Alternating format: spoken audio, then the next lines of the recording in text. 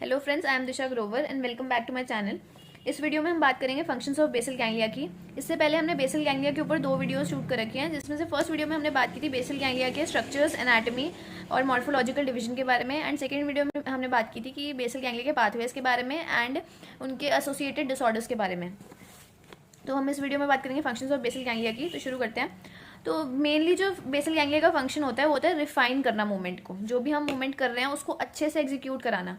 तो ये फंक्शन होता है मेन बेसल गैंग्लिया का। बट इसको थोड़ा डिटेल में पढ़ते हैं कि 8 फंक्शंस की बात करेंगे हम मेन जो बेसल गैंग्लिया के होते हैं। तो फर्स्ट जो फंक्शन है वो है कि जो बेसल गैंग्लिया होता है वो मसल टोन को रेगुलेट करता है, मसल की टोन को रेगुलेट करता है ताकि जो मूवमेंट होनी है, वॉलेंट्री मूवमेंट होनी है, वो स्मूथ हो सके। तो it helps in smoothening of voluntary movement. Voluntary movement की स्मूदनिंग में हेल्प करता है। कैसे? पहले मसल टोन को रेगुलेट किया तो उसकी वजह से जो वॉलेंट्री मूवमेंट थी वो स्मूथ होने लग गई। अब आते हैं सेकंड पॉइंट पे, controls associated movements like swinging of arms during walking.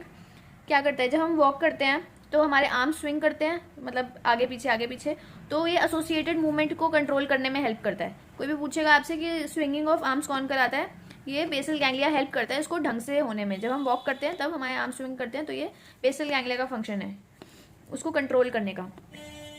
Similarly controls coordinated movement of different parts of the body for emotional expression. Different parts of the body में जो भी मूवमेंट्स हो रही हैं उनको फॉर इमोशनल एक्सप्रेशन के लिए भी कंट्रोल करता है। अब थर्ड पार्ट पे आते हैं, influences precentral motor cortex which is supported to control extrapyramidal activities of the body. जो प्री सेंट्रल मोटर कॉर्टेक्स होता है उसको भी सपोर्ट करता है ताकि जो extrapyramidal activities of the body होनी है उस पर भी इन्फ्लुएंस डालता है, उसको कंट्रोल कर सकता है ये basal ganglia. Fourth point, they don't receive any sensory input from the spinal cord, unlike cerebellum. Basal ganglia contributes to cognitive function of brain.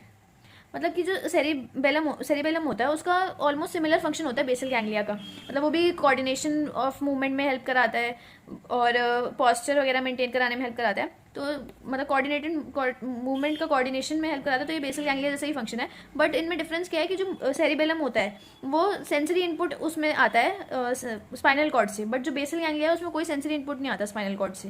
तो ये चीज़ें अलग हैं इन दोनों में। और जो बेसल गैंग्लिया होता है वो कंट्रीब्यूट करता है हमारे कॉग्निटिव फंक्शन में भी। कॉग्निटिव फंक्शन कौन कौन से होते हैं? जैसे memory, attention, spatial orientation, processing speed, ये सब आते हैं इसमें कॉग्निटिव फंक्शन में। तो इसमें भी बेसल गैंग्लिया कंट्रीब्यूट करता है। Fifth point, it helps cortex in execution and learn patterns of movement subconsciously. ये क्या कराता है कि कॉर्टेक्स की मदद करता है एग्जीक्यूशन और लर्न पैटर्न्स को ऑफ मूवमेंट को सबकॉन्शियसली कराने में हेल्प करता है। जो हम ऑलरेडी पैटर्न जो हम लर्न कर चुके हैं हमारे दिमाग में, जैसे हम एक बार अगर कुछ सीख लें तो वो लर्न पैटर्न हो गया, तो वो बार बार हमें उसको याद नहीं करना पड़ेगा। मतलब वो कॉर्टेक्स की हेल्प करता है उन्हीं जो चीज़ें हम पहले से लर्न कर चुके हैं उसको अच्छे से एग्जीक्यूट कराने में, और सबकॉन्शियसली हमें ध्यान भी नहीं होगा कि हम क्या कर रहे हैं और वो सबकॉन्शियसली होता रहेगा। तो ये काम बेसल गैंग्लिया का होता है। फिर 6 पॉइंट पे आते हैं कि corpus striatum, cerebellum and motor area of cerebrum jointly responsible for planning, execution and control of movement। तो ये इंपॉर्टेंट पॉइंट है कि जो कॉर्पस स्ट्राइटम होता है, कॉर्पस स्ट्राइटम हमने पढ़ा था क्या क्या होता है कॉर्पस स्ट्राइटम में। एक मिनट,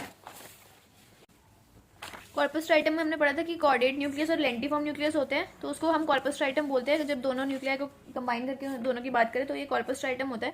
तो ये जो कॉर्पस स्ट्राइटम है, सेरिबेलम है और मोटर एरिया ऑफ सेरिब्रम है, ये तीनों रिस्पॉन्सिबल होते हैं प्लानिंग में, एग्जीक्यूशन में एंड कंट्रोल ऑफ मूवमेंट में। मूवमेंट को अच्छे से प्लान करने में, अच्छी तरह से एग्जीक्यूट करने में और कंट्रोल करने में। कौन सी मूवमेंट की बात हो रही है? वॉलेंट्री मूवमेंट, जो हम अपनी इच्छा से करना चाह रहे हैं वो वाली मूवमेंट्स को अच्छे से प्लान करने में, एग्जीक्यूट करने में और कंट्रोल करने में इन तीनों का हाथ होता है।